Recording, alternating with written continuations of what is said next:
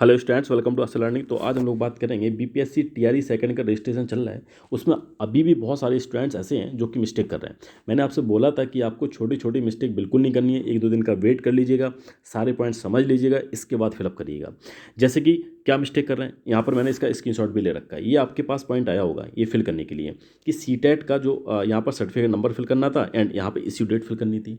देखा होगा आपने कि सर्टिफिकेट जो नंबर है, यहाँ पर सर्टिफिकेट नंबर फिल करना था एंड यहाँ पे इश्यू डेट फिल करनी थी। लेकिन आपको पता है कि जो सीटेट का जो सर्टिफिकेट है उसमें सर्टिफिकेट नंबर नहीं होता है, उसमें क्या होता है, रोल नंबर होता है।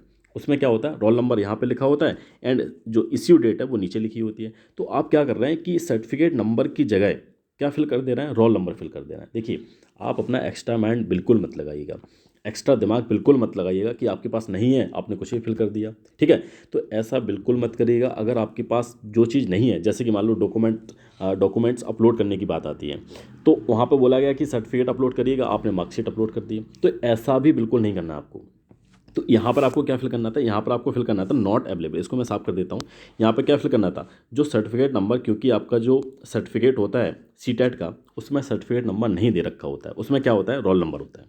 तो यहाँ पर इसका मतलब आपके पास सर्टिफिकेट नंबर नहीं है, तो आप क्या फिल करेंगे, नॉट अवेलेबल। और इश्यू डेट में आपके से इश्यू डेट में कोई प्रॉब्लम नहीं होनी चाहिए। तो इश्यू डेट तो दे रखी होती है, तो इश्यू डेट में कोई प्रॉब्लम नहीं होनी चाहिए। लेकिन सर्टिफिकेट नंबर अगर आपके पास नहीं है तो यहाँ पर क्या फिल करेंगे, नॉट अवेलेबल फिल करेंगे।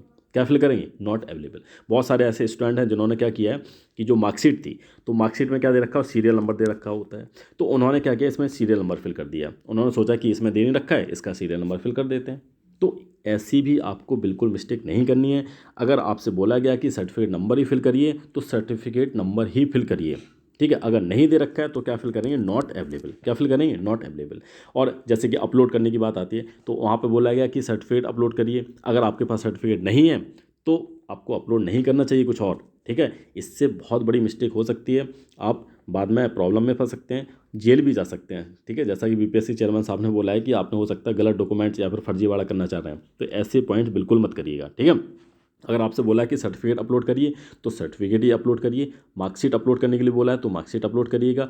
जहाँ पर सीरियल नंबर, जहाँ पर सर्टिफिकेट नंबर लिखना वहाँ पर सर्टिफिकेट नंबर लिखिए, और जहाँ पर जो भी इश्यू डेट है वो प्रॉपर इश्यू डेट भी लिखिएगा। ठीक है, तो सर्टिफिकेट नंबर या फिर आपसे बोला गया कि मार्कशीट नंबर लिखिए तो मार्कशीट नंबर लिखना है। तो ये छोटी छोटी मिस्टेक बिल्कुल नहीं करनी है। अगर सर्टिफिकेट नंबर ही बोला है तो आपको सर्टिफिकेट नंबर ही फिल करना है। अगर नहीं है तो क्या फिल करेंगे, नॉट अवेलेबल। इसका मतलब नहीं है। और सर्टिफिकेट आपको प्रॉपर सर्टिफिकेट बिल्कुल अच्छा, थोड़ा बहुत ये मत करिएगा कि बिलर हो रहा है, या हो सकता है उसकी डेट ऑफ इश्यू दिख नहीं रही है अच्छे से। तो ये सारे पॉइंट अच्छे से चेक कर लीजिएगा। अगर कुछ क्लियर नहीं है तो आप री अपलोड करिएगा और 100 KB के अंदर उसको साफ़ सुथरा अपलोड करिएगा। बिलर बिल्कुल नहीं होना चाहिए कि सर्टिफिकेट नंबर ही नहीं दिख रहा है, या फिर उसका जो इश्यू डेट है वो नहीं दिख रही है, या फिर जैसे आपने आधार कार्ड अपलोड किया तो आधार कार्ड में आधार कार्ड नंबर आपका अच्छे से दिख नहीं रहा है, आपका नाम अच्छे से समझ में नहीं आ रहा, तो बिल्कुल बिलर नहीं होना चाहिए।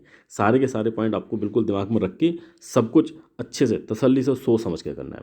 अगर कोई भी डाउट होता है, कोई प्रॉब्लम होती है, कुछ आपको क्वेरी है, तो आप कमेंट करके पूछ सकते हैं। Now this is the end of the video. Thank you for watching. Thank you very much.